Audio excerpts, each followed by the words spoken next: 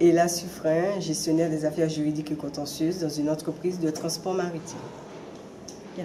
Votre parcours? J'ai commencé par un BEP CAP électrotechnique. À la suite, je ne savais pas trop quoi faire, s'il fallait continuer au lycée général ou s'il fallait continuer à apprendre le métier ou quelque chose qui lui ressemblait en tout cas. Et j'ai eu une conseillère qui m'a dit tiens, il y a le bac professionnel en énergétique qui s'est ouvert l'année dernière à Acajou. Est-ce que tu es intéressé? Donc j'ai réfléchi, j'ai dit tiens, climatique, énergétique, c'est métier d'avenir, pourquoi pas? On m'a prévenu, ça va être difficile parce que tous les autres, ils ont un BEP, CAP en froid. Et toi, tu sors d'électrotechnique, donc il faudra t'accrocher. C'est ce que j'ai fait quand je suis arrivée à Acajou. C'était effectivement très difficile. J'ai beaucoup travaillé, plus que tous les autres. En plus d'être une fille dans le secteur, c'était difficile. Et puis voilà, ça a été, c'était pas si difficile que ça finalement, puisque j'ai réussi à avoir mon bac professionnel. J'ai fait de bons stages. J'ai trouvé ça très enrichissant. Vraiment, apprendre à faire du foie dans toutes ses formes, sous toutes ses formes. De la conception au dépannage, à l'entretien. J'ai trouvé ça vraiment super. J'ai plus aimé cette partie de ma vie que maintenant, bien sûr. Donc après mon bac professionnel, j'ai voulu poursuivre mes études. Mais la suite, c'était en métropole et je ne voulais pas aller en métropole. Donc, je me suis dit, bon, eh bien, je vais voir ce qu'on propose sur le campus. Et sur le campus, il y avait le CNAM qui donnait des cours du soir. Et il préparait un diplôme qui était équivalent au DUT électrotechnique. Donc, je me suis inscrite et j'ai commencé à prendre mes cours du soir. Donc, je faisais 3 matières, 3 UV. Et puis en même temps, bon, je me disais, bon, j'allais le prendre court, j'avais déjà tellement travaillé, c'est ce qu'on dit quand on a fini le bac pro. Et puis finalement, j'ai vu une annonce sur le France Antilles. On recherchait dans une entreprise maritime, on recherche un technicien en énergétique avec un niveau BTS. Je me suis dit, j'ai pas le niveau BTS, mais c'est pas grave, je postule quand même. Donc j'ai postulé. Il y avait beaucoup de monde qui avait répondu à l'annonce. Et ça m'a effrayée. J'ai été à l'entretien, j'ai eu peur. Je me suis dit, de toute façon, j'ai aucune chance. En plus, je suis une fille, ça ne va pas marcher. Et puis, ils m'ont appelé. J'ai fait un deuxième entretien, un troisième entretien. Et à la suite du troisième entretien, j'ai été embauchée tout de suite. Donc, j'ai commencé. L'entretien, c'était à 7h, à 9h, je travaillais. Et depuis 21 ans maintenant, je suis toujours dans la même entreprise avec beaucoup d'évolution parce que je savais faire plein de choses à la suite du bac pro. On a touché à la bureautique, à l'électricité, à l'hydraulique. Donc on a vu plein de choses et ça m'a servi à progresser. Donc au début, j'ai été embauchée comme technicienne où je travaillais en 3-8. Pour m'occuper de la réfrigération de la banane. Donc ça a duré 10 ans jusqu'à la transformation du service.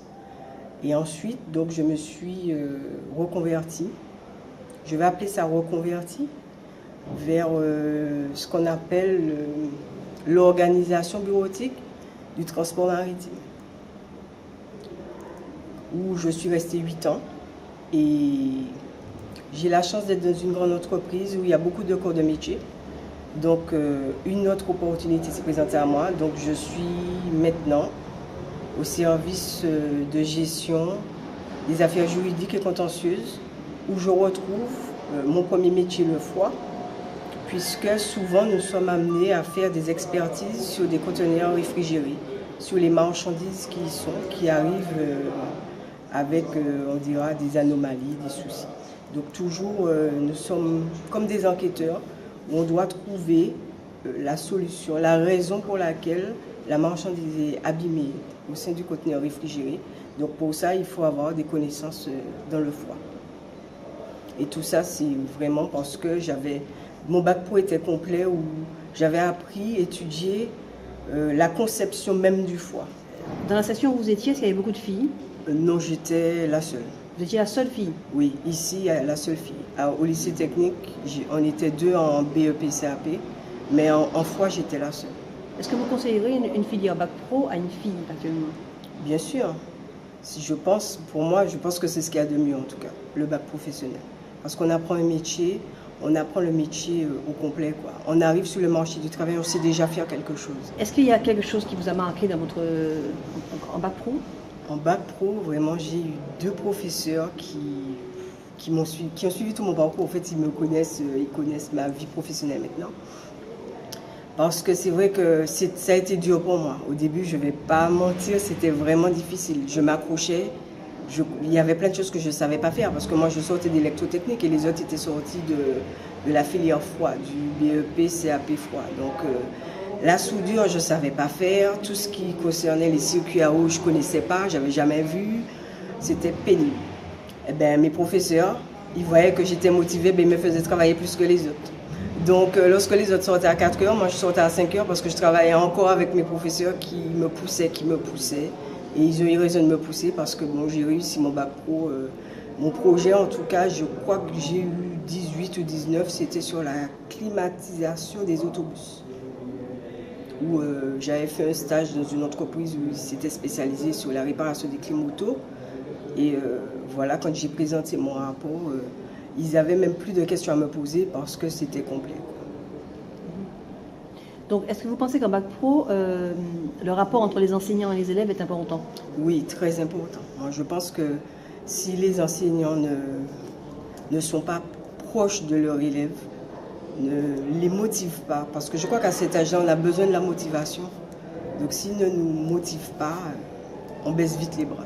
Ben, c'est la conseillère principale qui est ici toujours, d'ailleurs, c'est Madame Edmond, qui à l'époque, je ne savais pas, elle était en même temps que moi au lycée technique et je l'ai retrouvée ici au lycée Acajou, elle est arrivée un an après moi. Donc oui, quand j'étais au lycée technique, je ne savais pas, je ne savais pas si j'avais les capacités déjà de continuer au lycée général. Et puis ça ne m'intéressait pas. Déjà, ça ne m'intéressait pas parce que tout le monde me disait que c'était dur, il fallait toujours apprendre, on apprenait. Il n'y avait pas beaucoup d'heures d'atelier. Et moi, c'est ce que j'aimais. J'aimais toucher les choses, j'aimais démonter, être tout le temps dans quelque chose. Voilà. Donc elle m'a dit, il y a un nouveau truc, effectivement, ça a l'air d'être bien, essaye. Je pense que tu vas réussir, que ça va te plaire. Ils font plein de choses à la fois. C'est nouveau, apparemment ça marche bien, les professeurs sont bien. Donc voilà.